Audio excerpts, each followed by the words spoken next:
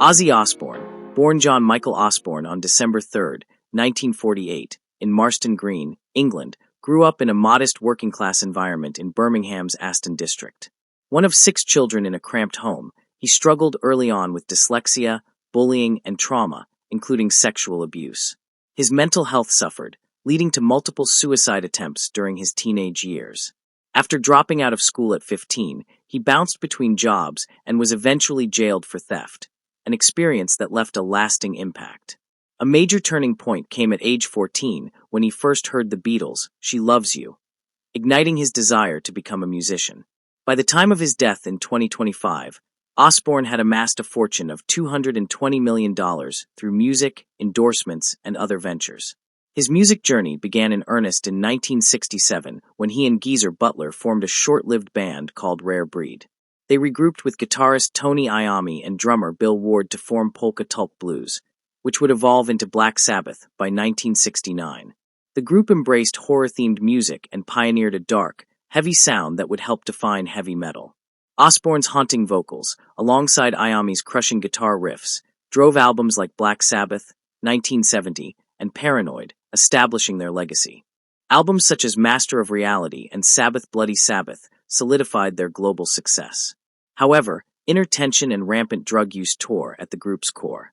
Osbourne left the band briefly in 1977 and returned for their final album together at the time, Never Say Die, a project plagued by chaos. In 1979, he was fired due to his deteriorating behavior, despite insisting his substance abuse was no worse than the others. Ronnie James Dio stepped in, although he acknowledged Osbourne's importance to the band's rise. The original members reunited several times over the years, including for the reunion album in 1997 and their 2013 farewell album 13, with their last performance together held in Birmingham in 2017. Following his exit from Sabbath, Osbourne spiraled deeper into addiction until he was signed to Jet Records by Don Arden, who assigned his daughter Sharon to manage him. She eventually became his wife and the driving force behind his solo career. After failed collaborations, Osbourne formed the band Blizzard of Oz with guitarist Randy Rhoads, bassist Bob Daisley, drummer Lee Kerslake, and keyboardist Don Airey. Their debut album, Blizzard of Oz, marked Osbourne's solo breakthrough, selling multi-platinum and establishing a new chapter in his career. While Daisley argued that the band was formed before Rhoads joined, the chemistry between Osbourne and Rhoads became a hallmark of their early success. In 1981, he released Diary of a Madman, which was also well received, but tragedy struck in 1982 when Rhoads died in a plane crash. Osbourne was devastated but resumed touring with new bandmates. He released Speak of the Devil, a live Sabbath covers album, and Bark at the Moon in 1983, which became a major hit. Despite ongoing drug problems, his 1986 album The Ultimate Sin also performed well commercially. The 1988 live album Tribute honored Rhoads, and his duet with Lita Ford, Close My Eyes Forever, became a hit. That same year, he introduced Zakk Wylde as his new guitarist for No Rest for the Wicked and toured with former Sabbath bassist Geezer Butler. Osbourne's 1991 album No More Tears featured several hits, including the Grammy-winning I Don't Want to Change the World. Though he announced retirement from touring, he returned with the 1995 release of Osmosis, which went double platinum despite personnel changes. He kept momentum with the Ozman Cometh in 1997 and Down to Earth in 2001, which included the hit single Dreamer. A live album in 2002 followed, and he performed at Queen Elizabeth II's Golden Jubilee. After a serious ATV accident in 2003, he recovered and recorded a #1 UK single with his daughter Kelly, a duet of Changes. Osbourne continued with the 2005 Prince of Darkness box set and Undercover, an album of cover songs. He even joined the X Factor UK as a guest judge. In 2007, he released Black Rain, which took a darker tone.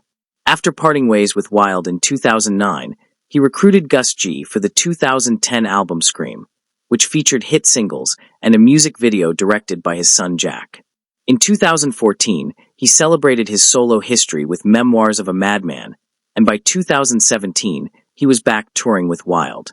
In 2018, he launched the No More Tours 2 tour, emphasizing he wasn't retiring from performing, just long global tours. In 2019, Osbourne returned to the US top 10 charts for the first time in decades with Post Malone's Take What You Want. That same year, health issues forced him to cancel tours. He released Ordinary Man in 2020, produced by Andrew Watt, along with an 8-bit retro game called Legend of Ozzy.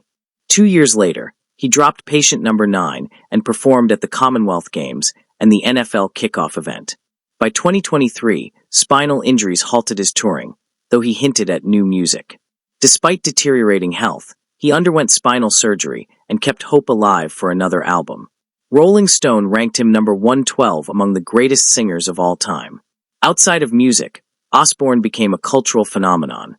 With Sharon and their son Jack, he launched Ozzfest in the 1990s, a music festival that generated over $100 million and helped launch new hard rock acts.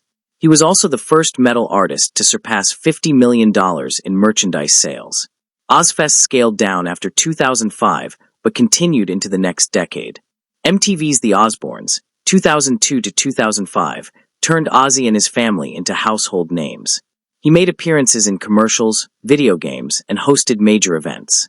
His 2009 memoir, I Am Ozzy, sparked plans for a film, and his son Jack later produced the documentary God Bless Ozzy Osbourne.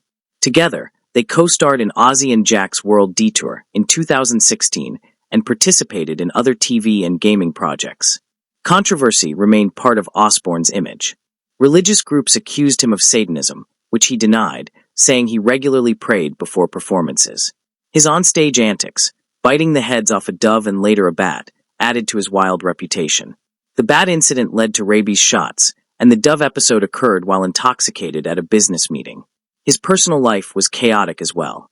In 1989, he tried to strangle Sharon while under the influence, resulting in rehab instead of charges. Osbourne admitted to being largely absent during his first marriage to Thelma Riley, with whom he had 3 children. He later had 3 more with Sharon, and often wrote heartfelt songs for them. His decades-long struggle with addiction included heavy alcohol and drug use. Friends and bandmates, including Tony Iommi and Zakk Wylde, remarked on the severity of his substance issues. Although he often performed sober, he would binge afterward, sometimes causing concert cancellations or legal trouble, such as the 1982 incident where he urinated on a cenotaph in San Antonio. In 2003, he revealed that a doctor had once prescribed him thousands of pills in a year, a situation that drew scrutiny but no official wrongdoing. Over time, he developed tremors, hearing loss, and was eventually diagnosed with Parkinson's syndrome, a condition similar to Parkinson's disease. Despite relapses, he achieved stretches of sobriety, especially after 2013. In 2021, he and Jack opened up about their recovery experiences. As his health declined, he made fewer public appearances. On July 5, 2025, he gave a final seated performance in Birmingham, attended by over 40,000 fans, with millions watching online. Proceeds went to Parkinson's-related charities. Osbourne died on July 22, 2025, at age 76, surrounded by his family. Throughout his life, Ozzy Osbourne was showered with awards. He won a Grammy, entered the Rock and Roll Hall of Fame both solo and with Black Sabbath, and earned the Ivor Novello Lifetime Achievement Award. Just before his passing, he and the original Black Sabbath members were honored as Freemen of Birmingham. His final band included trusted collaborators like Zakk Wylde, Rob Blasco-Nicholson, Adam Wakeman, and Tommy Clufidos. Osbourne's journey from a troubled boy in Birmingham to a global rock icon was one of chaos, tragedy, triumph, and resilience, an enduring legacy that forever reshaped music and pop culture. And with that, thanks for watching, share with friends, and please subscribe for more videos.